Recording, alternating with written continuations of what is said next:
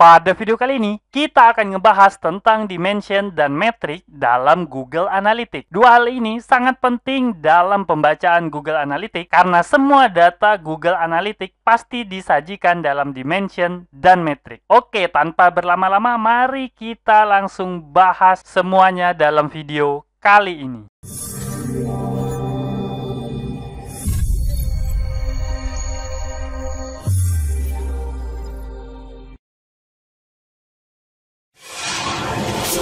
Assalamualaikum warahmatullahi wabarakatuh. Ketemu lagi bersama saya Kanada Kurniawan dan masih di channel kita Projasa Web. Pada kesempatan kali ini kita akan ngebahas tentang dimension dan metrik dalam Google Analytics. Nah, lalu apa itu dimension dan apa itu metrik? Dimension atau dimensi itu adalah atribut atau karakteristik deskriptif dari suatu objek yang dapat diberikan nilai yang berbeda. Contoh dari dimension itu adalah kayak lokasi geografis. Bisa jadi ada nama kotanya, atau nama daerahnya, nama provinsinya. Atau contoh lain dari dimension ini bisa juga halaman web. Misalnya, home itu merupakan contoh dari dimension. Jadi, dimension ini memberikan penjelasan secara deskriptif terhadap data yang teman-teman miliki. Nah, kemudian apa itu metrik? Nah, metrik Google Analytics itu adalah pengukuran kuantitatif dari data teman-teman. Metrik itu dapat berupa jumlah atau bahkan rasio. Metrik ini bisa teman-teman hitung. Artinya teman-teman bisa melakukan operasi matematika terhadap metrik. Nah, berbeda dengan dimension. Kalau dimension itu teman-teman nggak bisa melakukan perhitungan. Karena apa? Karena biasanya nilainya itu adalah string atau teks. Contohnya itu tadi, seperti kota. Nah, kalau kota itu kan isinya Surabaya, Jogja, Pontianak misalnya. Teman-teman nggak bisa cari rata-rata dari kota gitu.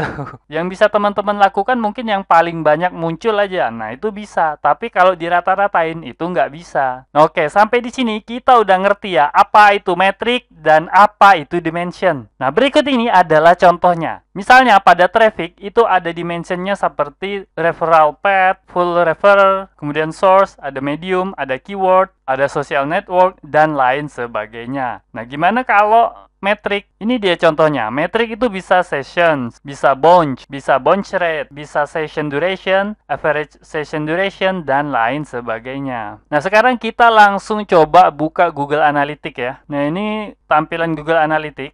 Ini data dari Google Merchandise Store. Jadi kalau teman-teman pernah ikut kursus Google Analytics yang diadakan oleh Google, maka teman-teman akan mendapat akses data Google Analytics dari Google Merchandise Store. Dan ini teman-teman bisa belajar banyak di sini ya. Nah, coba teman-teman buka laporan tentang behavior ya.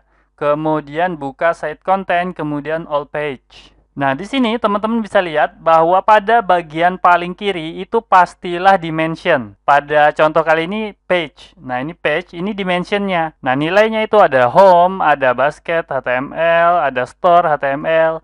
Nah, sedangkan pada bagian kiri ini pastilah metrik. Bisa page view, bisa unique page view, dan lain sebagainya. Ada banyak sekali metrik yang bisa ditampilkan dalam satu tabel ya. Ada banyak metrik yang bisa ditampilkan dalam satu tabel. Tapi biasanya kalau untuk dimension, teman-teman bisa menampilkan satu atau dua dimension. Nah, ini kalau untuk menambahkan dimension tinggal add secondary dimension di sini. Teman-teman bisa masukin dimension baru. Nah, kalau untuk metriknya, nah ini.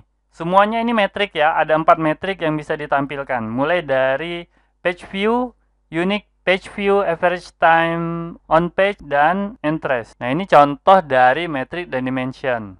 Nah, dari contoh tadi dapat kita lihat bahwa metrik merupakan pengukuran kuantitatif. Nilainya itu berupa angka dan bisa dilakukan perhitungan rata-ratanya gitu. Kita bisa dapat rata-ratanya. Sedangkan dimension itu nggak bisa kita cari rata-ratanya. Karena itu tadi sudah kita sebutkan bahwa dimension itu nilainya berupa string atau teks. Jadi nggak bisa kita lakukan operasi matematika. Nah, namun ada pengecualian. Ada dimension yang bentuknya berupa angka. Nah, ini kita langsung coba cari ya. Nah, jadi kalau teman-teman sering buka-buka Google Analytics, pasti udah pernah ketemu dimension yang bentuknya angka. Teman-teman tinggal buka audience. Nah, ini salah satu contohnya, audience, behavior, kemudian pada frequency and recency.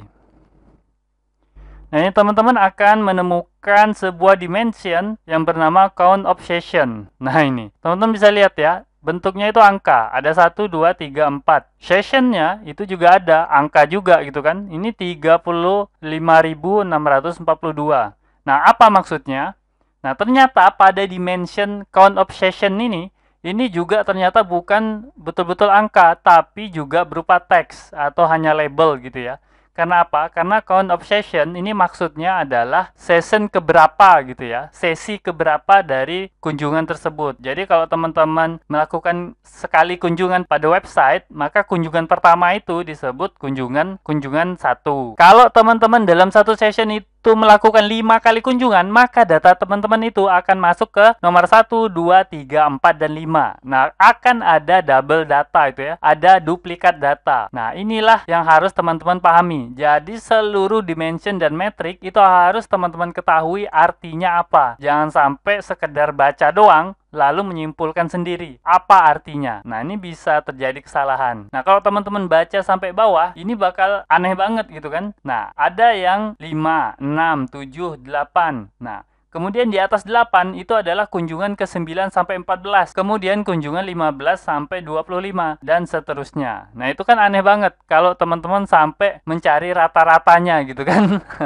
Bisa jadi aneh banget. Nah, itulah yang harus teman-teman pahami. Ini merupakan hal yang sederhana, tapi jika teman-teman melewatkannya atau tidak memahaminya, bisa terjadi kesalahan dalam pembacaan data Google Analytics. Oke, jadi mungkin segitu saja ya video tentang dimension dan metrik dalam Google Analytics ini. Semoga aja video singkat ini dapat bermanfaat buat teman-teman. Dan saya akhiri, Assalamualaikum warahmatullahi wabarakatuh. Oke, seperti biasa, jika ada yang salah dari apa yang saya sampaikan, tolong teman-teman ingatin ya. Jangan sampai nggak diingatin, supaya saya dapat melakukan perbaikan pada channel ini dan pada diri saya sendiri. Dan jika ada pendapat yang berbeda, teman-teman bisa masukin ke kolom komentar, supaya kita bisa berdiskusi. Jika ada masukan, teman-teman jangan sungkan untuk menyampaikannya, karena saya sangat terbuka dengan segala macam masukan. Dan jika teman-teman memiliki usulan pembahasan, cantumkan juga di kolom komentar, supaya semua usulan teman-teman dapat saya wujudkan dalam bentuk video. Buat yang belum tahu, video ini adalah bagian dari program Akademi Projasa Web, tempat di mana teman-teman bisa belajar digital marketing secara gratis. Caranya mudah, cukup kunjungi projasaweb.com/academy. Ada ratusan artikel dan video yang dapat teman-teman pelajari.